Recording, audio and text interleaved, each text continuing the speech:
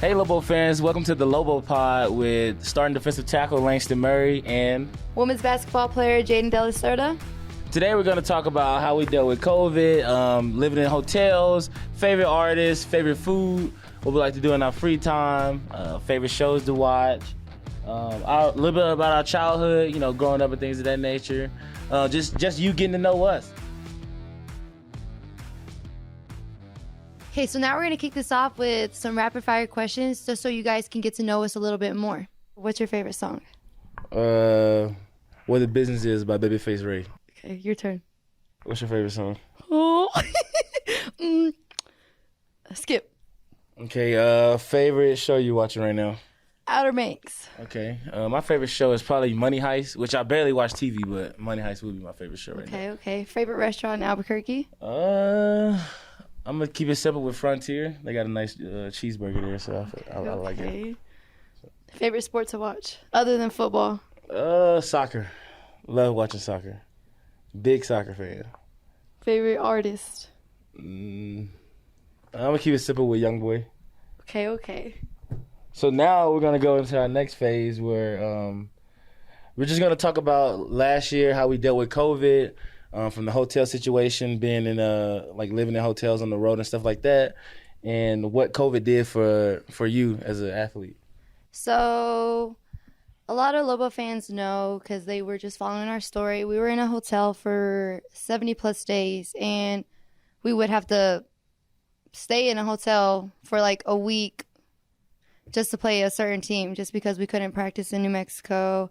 We couldn't do anything in New Mexico. So just staying in a hotel and just not being able to leave and live a normal life was really tough. Just staring at a wall, talking to one person every day. I think it really took a toll on me mentally, but I did learn a lot about myself. So just growing in that situation was a blessing in disguise, honestly. How did it affect you? I definitely agree that I learned a lot about myself too during the COVID thing, and obviously I agree with the same things you were saying as far as being in a hotel, being locked up and stuff like that. But I got mixed emotions about COVID because it made me really figure out who I was, as an athlete and stuff like that. Because obviously last year I wasn't really getting as much PT. I was a little heavier than what my position required, and so it was just a bad time. But when you're in situations like that, you just got two options, and that's sink or sell. So it definitely helped me learn a lot about myself, and it just put me on a hot seat that I had never been on before. And so I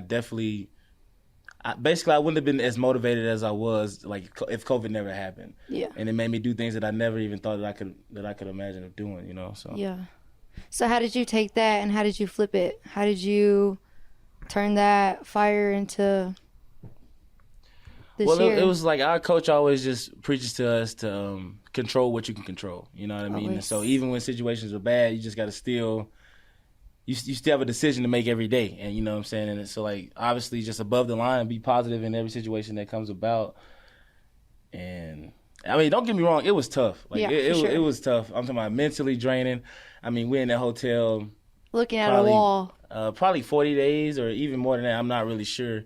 And then you just around your coaches 24/7. And obviously this is going to come with extra meetings and, things of that nature. And so it was hard. No haircuts. We couldn't get a haircut. You know what I mean? So everybody got a beard and sideburns like the Jackson 5. So you know how that go. But like I said, I definitely appreciate that struggle. And it brought me out of it, Hey, speaking of haircuts, we couldn't get our feet done, our toes done. It was a struggle. No lashes, nothing. It was definitely a struggle. So what are some things that you learned about yourself mentally? The things I learned about myself mentally was that I could respond to the worst of situations. You know what I mean? I can't even explain just how bad of a position I was in when I was during COVID, during our COVID season. I'm not dressing out, and you talking to a senior. Yeah. And I'm not even on on the travel squad and stuff like that. And so for me, that bothers me mentally because I know my ability and what I'm capable of as an athlete. Yeah. And so just dealing with that, it just made me want to go and grind harder. And again, I lost 40 pounds in a matter of 5 months. And that was just working hard. So that's what to me, that's a good mental response. You know what I mean? That shows that I do have, because plenty of guys could have just wanted to transfer or leave or quit and give up. But again, like I said, I just stayed and I worked through it. So when you guys were in a hotel room, you said that you guys were always around the coaches and stuff. How did you deal with that, being around a new coaching staff? So that was our first season with our coach, and so obviously we were still it was like growing pains, and we're still learning our coach and stuff like that. Yeah. Because it takes a while to genuinely get a bond with your coach. You know what I mean? And so COVID, it had it in like a, how do I put this? It was an unorthodox way of like getting to know someone, because like you're dealing with COVID. We're all naturally aggravated in this hotel. No one really wants to be here, and that kind of thing. And so, again, it just took focus, and you just wanted to be there. And if you ask anybody about that Vegas trip, they'll say it's pretty bad. Like nobody wants. I only want to go to Vegas for vacation at this point. You know what I mean? And so, again, like I said, we just had to just go with the flow, you know what I mean, and just, again, control what we can control, obviously working hard. Yeah. And then, we won our last 2 games of the season in Vegas, and so that did make the weeks those last 2 weeks lighter, and that was a better feeling because obviously when you're winning, life's good, But if you're losing, that's when everything's bad. But if you win, then, those last 2 weeks was honestly a breeze. So, that's just how that go. Yeah. How do you think those 2 games carried on to this year, you know what I mean? Like, well, those 2 games gave us momentum for the next season. Obviously, when you start off having a bad start or whatever, as far as losing and stuff like that, and then the last thing you did in the season was win, you have something to build off of. And so we just instantly we came back in, we got back to work, and we knew that like we had something to look forward to because we started off winning, and now we wish it was more season left to play. Now that we done started, kind of getting into a rhythm and things like that. And I definitely feel like Vegas expedited the process of like learning each other and making us like mold into a family because we're literally with each other all the time more than we normally would be. So in the long run, the Vegas situation definitely did help, us come closer as a team because we essentially lived together for 40 days consecutively. So, that was definitely a good process to go through. So you just mentioned that you guys lived with each other for 40 days, new coaching staff, all of that. Do you think that helped you guys get closer to your coaches? Yeah, it's just like you're being around someone every day. It's, you can picture a situation of having a friend that you're not roommates with or having a friend that you're roommates with. And so now you learn more about that person than you ever anticipated and stuff like that. So definitely we learned our coaches and we learned how they move, what they want from us, the work ethic that they desire and that we need to put out on a daily basis and stuff like that. So we definitely started getting in rhythm of the program. Obviously, that just came with more film and meetings and learning of the playbook and just learning how to play our brand of Lobo football. So it was, like I said, it was tough, on the outside looking in, but on the same note, it was what we needed to take a step forward. So. Okay, so Jaden, brief pause on the football talk. So you guys were in a similar situation during your season playing basketball, and you were winning. So let's just hear about how that process was and how you guys still stay together, even though you're dealing with a tough time in COVID in general. Yeah. But you are winning and you are having success. So just tell me a little about that. So I think it would start by having to stay with each other in hotel rooms consistently, like you said, all the time, getting to know each other. I mean, all you have is each other. So I think that really bonded us to become closer, trust each other more, and just depend on each other because all we had was each other. So that led to the court, and just being able to trust each other on the court led to winning. And, just we weren't going to stay in a hotel room just to lose games, you know what I mean? It wasn't worth it. We were there for a reason. We were there for business. So we did what we had to do, and it was just having each other's back the whole time mentally.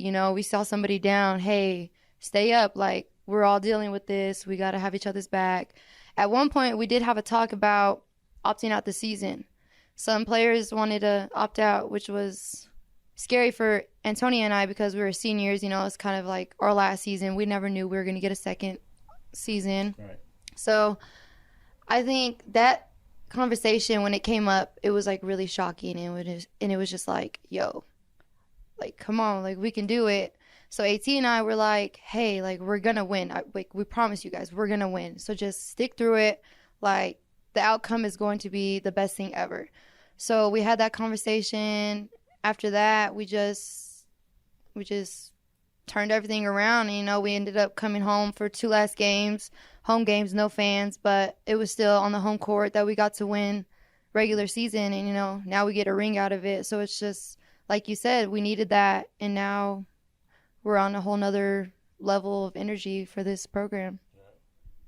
So about all the sports and stuff, let's go back to the NMSU game, football game. How was the energy? How was it to be on the field and, like, surrounded in red? Yeah, it was a great feeling to be on the right side of a crowd cheering. And obviously we had a good time. And that energy, it feeds into us. Obviously, you know, when we make a big play and someone's get hype, you feed off of that. And so now you want to make the next big play, you know, because, you know, the crowd's going to be hyped. Your name's going to be called. You get to do a celebration, if you will, and things of that nature. So we definitely appreciate Lobo Nation, you know, for the support. Obviously, you know, a 2-0 start is the best start you can have. So we just want to keep building off of that. And like I said, it was good just to beat our obviously rival games are big games, you know, and those games come with a lot of emotion. Yeah. And so, you know, you just got to be on your P's and Q's and definitely execute every play and, you know, and just go out there and do what you're coached to do. And so it was a good feeling to win and just bring Lobo Nation a dub and things of that nature. And so, yeah. You talked about making big plays. So Houston Baptist game, you did have a sack. What was the energy like? What did it feel like? That feeling was like no other. That was my first career sack. It was a good feeling to finally, you know, do that. Obviously, in the past years, I've been close. You know, you hit the guy, and he barely get the ball off and things of that nature. So, you know, when I got back there, you know, I worked my move, and then when I got back there, we looked each other in the eyes, you know, and then he tucked the ball, and by the time I hit him, you know, it was game over from there. And I was really surprised that he didn't try to throw the ball away or stuff like that, what usually happens. And so, again, it was just a good feeling, and I got up and did a little flex, a little muscle flex to the crowd. Okay. It was really to my teammates, though. I like celebrating with my boys, you know. Yeah, I don't get too exotic, you know, with it. I just want to celebrate with my teammates, you know, the guys that help me get to where I am. You know, we help each other. You know, it's either I make the play or my guy makes the play. So, again, it was a good feeling because it was my first career sack, and I really just couldn't believe, he still had the ball. He didn't try to throw it away and things of that nature. So, it was just good to be able to help my team win, you know, and I feel like we did perform pretty good. And, again, we're just trying to build off on that. You know, I'm very I don't know the word, but I like to critique the negatives, you know what I mean? Like, I don't like to dwell on the good things. I want to, you know, I go back in film and like, oh, God, I could have did this better, things like that. So we're just trying to get better every day and, you know, go from there. Yeah. So we're on the topic of sports and things. What do you feel like COVID has helped Lobo athletes? I feel like there's a lot of support going on ever since COVID for some weird reason. I don't know what it is, but what do you think about this? Like, what are your thoughts? I feel like that's like very positive for this university. I feel like all athletes stick together, you know, and we support each other. And I feel like, you know, that just makes for a better atmosphere overall, and because we are like a family, you know, we are the athletic community and things like that, and you know, events like us going to the soccer Mountain West Championship, and our coach having our whole team go out there and we're in the stands, stuff like that. On top of those ladies winning and stuff like that, and we wish we could have supported women's basketball, but obviously COVID guidelines were a little bit more strict at the time. You guys were still there though. Yeah, you were. I mean, we was locked in on the links and stuff like that. Watching. You guys had laptops. Showed up though before too. Right. Remember? I saw y'all and y'all like good. And so I feel like athletes appreciate that. You know what I mean? And even for and not to degrade any sport or nothing like that, but like even for the smaller sports that don't get as much attention, I look forward to going to those sports as well and watching those athletes compete, because everybody's an athlete, and so like we're all just trying to perfect our craft, and obviously this sport means a lot to each and every one of us, no matter what sport we're playing. So yeah, I do agree on that. All right, Jaden, so we're going to switch this over to some more background questions, you know, about growing up, your childhood and things like that. So, like, what sports did you grow up playing? Like, what did you like playing at first? You know, I don't know if you consider this playing, but I did tap, jazz, ballet, gymnastics, all that. So, you know, I was in tutus and stuff like that, but I don't think it fit me because when I would go, I would just sit there. So eventually my parents pulled me out. And I started softball. I would always play basketball when I was younger. You know, my family literally plays basketball and that's it. But I did play those sports. I played, What else did I play? I played soccer in middle school. I ran track. That's pretty much everything. Oh, and I played volleyball. I actually loved volleyball. Volleyball was, I was very passionate about it. But I ended up choosing basketball. I think just being around and just growing up around basketball, my brother playing basketball, and just leaving a legacy in Roswell, which is what he did. So I was just like, okay, like I want to do that too. So I've always looked up to him. I wore the same number as him in high school. I wear it now, number 23. So yeah, I think just growing up around it and just seeing how my brother was, I wanted to be the same way, to just leave a legacy in Roswell, and I hope that's what I did. So that's how I got to basketball and how I chose basketball. What sports did you play, and how did you end up choosing football? I grew up in a football family. My uncle played football, cousins played football, and I got a similar story too, like you have with your brother's number 23. My uncle was number 54, and so I've been 54 since I was in Little League, and obviously it was just a blessing that the God that was here my freshman year when I committed, he was a senior, and like that was his last season, so and he was number 54, so easy transition for that to be mine, and yeah, but like early on, I played every sport, and I played baseball, I played basketball, and things like that. I liked basketball, but I wasn't really good at it because, you know, when you're the chubby kid on the court, as soon as you get the ball, everybody's just reaching at you. And I used to panic because I didn't know what to do with the ball. So, you know, that kind of thing. Baseball was cool. I liked it, but believe it or not, I stopped playing because they never got my jersey size right. And so I'd swing and my stomach would be out. And so, you know, if we go do this every year where I order an XL and you give me a medium, then I should just leave, you know. So that kind of thing. I did do track and field, but I mean, obviously the field part. But we did have some track meets. No, hear me out. We did have some track meets where like you had to be over a certain weight to run, and like you had to be a thrower. And so obviously, I got that on video if y'all want to see it after the podcast. But so I did run the 4x1. You know what I mean? I was kind of decent or whatever. But obviously, football stuck. Football, I just started getting more and more serious about it over the years, and I probably stopped playing basketball my sophomore year. My sophomore year of high school, that's when I stopped playing basketball, and I just started perfecting my craft with football and stuff like that. But so I just started going to camps over the summer, and just, you know, because I was from a small school. Yeah. I was a 1A, so like you know, when you're 1A, even if you are a good athlete, you still just gotta go to these camps and stuff like that and compete against these guys. So, you know what I mean? That's what I did.